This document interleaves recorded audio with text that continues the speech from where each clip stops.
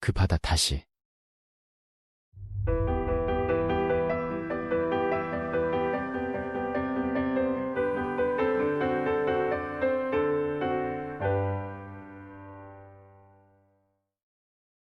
일화, 들켜야 시작한다. 세진이 눈을 떴을 때 시간은 정오를 지난 지 오래였다. 사람을 가만 놔두면 이렇게까지 오래 잘 수도 있나 보다. 무리는 아니다. 침실창에 두툼한 커튼이 드리워져 있어서 해가 중천에 떠도 빛이 잘 들어오지 않으니까. 하지만 사람은 빛이 아니라 다른 것으로도 잠에서 깨어날 수 있다. 이를테면 밥 짓는 냄새, 물소리, 누군가의 발걸음 소리 같은 것들. 여기엔 그중 무엇도 없다. 혼자 산다는 게 이런 거였구나 하고 세진은 생각했다. 침실을 나오는데 좋지 않은 냄새가 난다. 세진은 코를 킁킁대며 부엌으로 갔다. 요즘 부쩍 날씨가 더워져서 설거지는 생길 때마다 바로바로 했는데 왜 냄새가 나지? 세진은 바싹 마른 싱크대 주변을 한참이나 서성이다가 겨우 알았다. 배수구에 조금씩 쌓였을 음식물 찌꺼기를 미처 생각하지 못했던 게 문제였다. 까만 비닐봉지의 냄새에 원인을 담아 질끈 묶어들고 집을 나섰다. 세진은 한 달 전 이 아파트로 이사왔다. 혼자 살기 시작한 것도 그때부터다. 아파트는 한 층에 두 세대가 있고 현관문 두 개가 좁은 복도를 사이에 두고 마주보는 구조다. 세진은 1203호에 살고 있고 앞집은 1205호, 사라는 숫자를 굳이 건너뛰는 발상이 어쩐지 낡았다. 그만큼 연식이 있는 오래된 건물이다. 복도는 7월인데도 제법 서늘했다. 엘리베이터 버튼을 누르고 기다리는 중 세진은 들릴 듯 말 듯 한 소음을 알아챘다. 친근한 음색이 가라앉은 공기 속에 슬그머니 배어들었다. 익히 잘 알고 있는 노래라 그런지 그리운 기분이 들어서 세진은 조심스레 귀를 쫑긋했다. 잠시 후 세진은 까만 비닐봉지를 그대로 쥔 채 12층으로 돌아왔다. 조금 전 1층에 도착했을 때 세진은 건물 입구에 자리한 경비실부터 들렀다. 작은 창에 고개를 빼꼼 내밀고 이런 건 어디에 버려야 하느냐고 묻자 경비 어르신은 그런 것도 모르냐는 듯 탐탁지 않은 표정으로 대답했다. 음식물 쓰레기는 노란 쓰레기 봉투에 버려야죠. 그 봉투라는 거 하나 얻을 수 있나요? 돈 주고 사는 게 뭘 얻어요. 요 앞 편의점에서 팔아요. 지갑을 갖고 나오지 않아서 별 수 없이 발걸음을 돌렸다.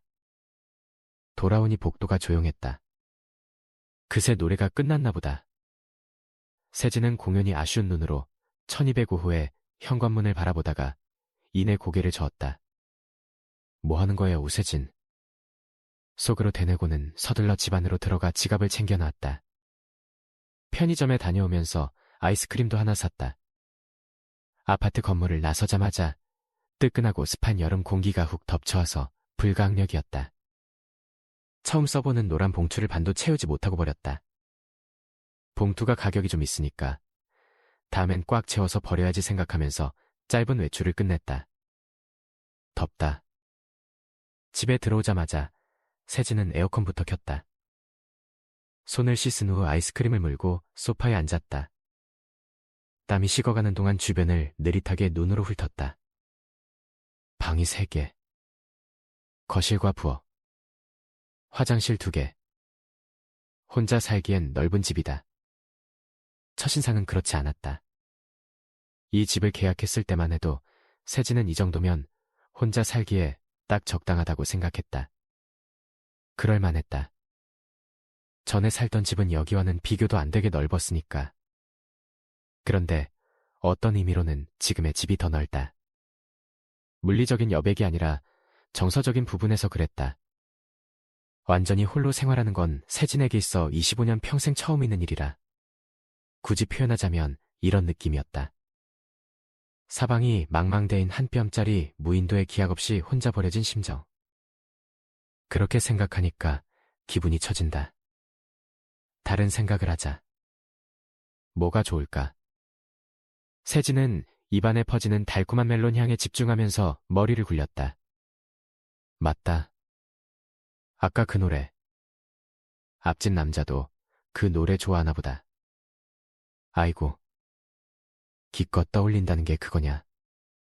세진은 제풀에 지쳐 소파 위에 벌렁 누워버렸다. 사소한 접점 만들어서 의미 부여해봐야 별 수 없다. 이름밖에 모르는 사람이니까. 그 사람이 남자랑 연애 가능한 사람인지 아닌지조차 모르고 그걸 알 방법도 없다. 그러니 좋아해봐야 어쩔 수 없다고 세진은 세차게 도리질했다. 할 수만 있다면 이걸로 쓸데없는 감정 따위 흔적도 없이 탈탈 털어버리고 싶은데 소용없었다. 세진의 머릿속은 어느새 앞집 남자로 가득 차버렸다. 에라 모르겠다. 생각나는 걸 어쩌겠어. 그냥 생각하자. 그러니까 그 사람 이름이 분명 김준영이라고 합니다. 준영은 세진이 이곳에서 처음으로 인사한 이웃이었다. 두 사람은 1층 엘리베이터 앞에서 만났다. 세진은 조금 전 짐차를 배웅한 참이었다. 피곤해. 짐은 대체 언제 정리하지? 막막한 기분에 한숨을 폭폭 내쉬는 중 나란히 서서 같이 엘리베이터를 기다리던 남자가 덜컥 세진에게 말을 걸었다. 준영은 1205호에 사는 사람이라고 했다. 이삿짐을 옮기는 걸 봤다고 뭔가 도울 게 없을까 싶어서 나왔는데 이미 짐차가 갈 준비를 하더라고 했다. 도움이 되지 못해서 미안하다고도 했다. 아니요. 전혀 그러실 필요 없어요. 세진은 손을 휘휘 저었다. 이 동네 사람들은 원래 이렇게 친절한가? 아니면 신종 사기 같은 건가? 세진은 당황하는 동시에 미심쩍어하느라 잠깐 얼이 빠졌다. 덕분에 준영의 얼굴을 제대로 본 건 엘리베이터가 도착할 때쯤이었다. 눈이 마주쳤을 때 의심은 흔적도 없이 사르르 녹아버렸다. 훤칠한 키, 어른스러운 분위기, 자상한 표정. 언뜻 보기엔 수수한 느낌인데 그렇다고 촌스럽지는 않았다. 전반적으로 고풍스럽고 차분한 화풍이지만 그 가운데 신선하고 과감한 시도를 잊지 않는 유명 작가의 작품처럼 까놓고 말해 준영의 외모는 세진의 취향 저격이었다. 공연이 확 긴장되는 바람에 세진은 눈에 띄게 어쩔 줄 몰라 하면서 엘리베이터에 탔다. 땀 흘려서 꼴 엉망일 텐데. 나 평소엔 이것보다 훨씬 멋있는데. 세진이 속으로 한탄하는 와중 문이 닫혔다. 세진은 엘리베이터 버튼과 가까운 쪽에 서 있으면서도 자신이 12버튼을 누르지 않았다는 사실을 제때 알아차리지 못했다. 잠시 기다리던 준영이 세진의 눈앞으로 팔을 뻗었다. 이때 두 사람 사이의 거리가 급격히 좁아졌다. 준영에게서는 좋은 냄새가 났다. 맑은 날종일 볕에 두고 잘 마른 옷가지 냄새. 아, 제가 눌렀어야 했는데 죄송해요. 세진은 미치겠네. 내 몸에서 땀 냄새 났을 거야. 하고 속으로 외치며 한층 더 패닉 상태에 가까워졌다. 준영은 부드럽게 미소 지었고 볼 가운데 산뜻한 보조개가 파였다. 준영은 세진에게 손을 내밀어 악수를 청했다. 앞으로 잘 부탁드립니다. 두궁. 운행을 시작한 엘리베이터가 가볍게 흔들렸다. 차분하고 울림이 좋은 목소리가 세진의 귀에 스며들었다. 인제 보니 목소리까지 필요 이상으로 근사하다. 준영의 손을 잡았을 때 세진은 뒤통수가 댕하고 울리는 느낌을 받았다. 그러고 보니 이런 일도 있었다. 지난주 수요일이었다. 그날 세진은 외출하고 돌아오는 길 갑작스러운 장대비와 마주했다.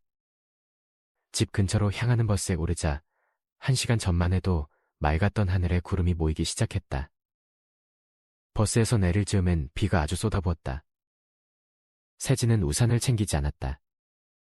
정류장에서 집까지는 그리 멀지 않지만 손에 오늘 산책이 들려있어서 대뜸 빗속으로 뛰어들 수가 없었다. 세진은 좁은 처마 밑에서 이러지도 저러지도 못하고 서 있었다. 그때 거짓말처럼 준영이 나타났다. 우세진 씨 맞죠? 여기서 뭐 하시는, 우산 같이 쓰실래요? 준영의 우산은 그리 크지 않았다.